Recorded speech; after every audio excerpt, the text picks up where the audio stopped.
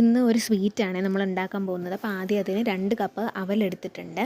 അത് നന്നായിട്ട് ഇങ്ങനെ ഒന്ന് ഇളക്കി ഒന്ന് ചൂടാക്കി എടുക്കേണ്ടതാണ്. എന്നിട്ട് അത് നന്നായിട്ടൊന്ന് ചൂടായി കഴിയുമ്പോൾ അതിലേക്ക് 1/2 കപ്പ് തേങ്ങ തിരികിയത് കൂടെ ആഡ് ചെയ്ത് കൊടുത്താൽ അതും ഇതുപോലെ നന്നായിട്ട് ഇതിൻ്റെ കൂടെ ഇളക്കി നല്ല ചൂടായി കഴിയുമ്പോൾ അത് മാറ്റി വെക്കേണ്ടതാണ്. അത് തണുക്കാനായിട്ടാണ് നമ്മൾ ഇപ്പം മാറ്റി വെക്കുന്നത്. ഇനി നമുക്ക് വേണ്ടത് ശർക്കരയാണ്. ഇതുപോലൊരു 1 കപ്പ് ശർക്കരയിൽ 1/2 കപ്പ് വെള്ളം കൂടി ചേർത്ത് നന്നായിട്ടൊന്ന് ഉരുക്കി വെക്കേണ്ടതാണ്. ഇനി നട്ട്സോ കപ്പലണ്ടിയോ എടുക്കാവുന്നതാണ്. ഇവിടെ കപ്പലണ്ടി എടുത്തിട്ടൊന്ന് ഇതുപോലെ ഒന്ന് ഇളക്കി ഒന്ന് ചൂടാക്കി എടുക്കാവുന്നതാണ്. ഇനി നമ്മൾ നേരത്തെ ചെയ്ത് വെച്ച അവൽ മിക്സിയിലിട്ട് അടിച്ചെടുക്കണം. അതുപോലെ ഈ നട്ട്സ് നമ്മൾ മിക്സിയിൽ ഇട്ട് അടിച്ചെടുക്കേണ്ടതാണ്. ഇനി നമ്മൾ ഉരുക്കി എടുത്ത് വെച്ചിരിക്കുന്ന ശർക്കര പാനിലേക്ക് ഒഴിച്ചു കൊടുക്കുക.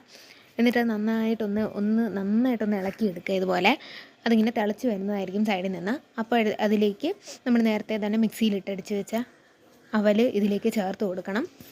ഇനി നമുക്ക് ആ നട്ട്സും കൂടെ ഇതിലേക്ക് ആഡ് ചെയ്ത് കൊടുക്കാവുന്നതാണ്. എന്നിട്ട് എല്ലാം കൂടി നന്നായിട്ടൊന്ന് മിക്സ് ചെയ്ത് എടുക്കേണ്ടതാണ്. ഇനി ഇതിലേക്ക് ഏലക്ക പൊടിച്ചതുകൂടി ഒരല്പം ചേർത്ത് കൊടുക്കണം. എന്നിട്ട് 1 സ്പൂൺ നെയ്യും കൂടി ആഡ് ചെയ്ത് ഇതിനൊപ്പം നന്നായിട്ടൊന്ന് മിക്സ് ചെയ്ത് അതൊന്ന് ചേർത്തെടുക്കേണ്ടതാണ്. നമുക്കിതിപ്പം ഈ ഒരു ഷേപ്പിലാണ് കേട്ടോ കിട്ടിയിരിക്കുന്നത്. അപ്പോൾ ഇത് റെഡിയായി കഴിഞ്ഞു. ഇനി നമുക്കിത് ഇഷ്ടമുള്ള രൂപത്തിലാക്കി മാറ്റാം. ഇവിടെ ഇപ്പോൾ ഇങ്ങനെ ഒരു ക്യാപ്പിലേക്ക് കുറച്ചെടുത്ത് വെച്ച് ആ ഒരു ഷേപ്പിലാക്കുന്നുണ്ട്. അതുപോലെ നമ്മൾ ലഡുവിൻ്റെ ഷേപ്പിലാക്കി എടുക്കുന്നുണ്ട്. നിങ്ങൾക്കിത് ഇഷ്ടമുള്ള ഷേപ്പിലാക്കി എടുക്കാവുന്നതാണ്. കുട്ടികൾക്കൊക്കെ ഒത്തിരി ഇഷ്ടമാവും. നല്ലൊരു സ്വീറ്റാണ്. എല്ലാവരും ഇതിൻ്റെ റെസിപ്പി ഒന്ന് ട്രൈ ചെയ്ത് നോക്കണേ കേട്ടോ.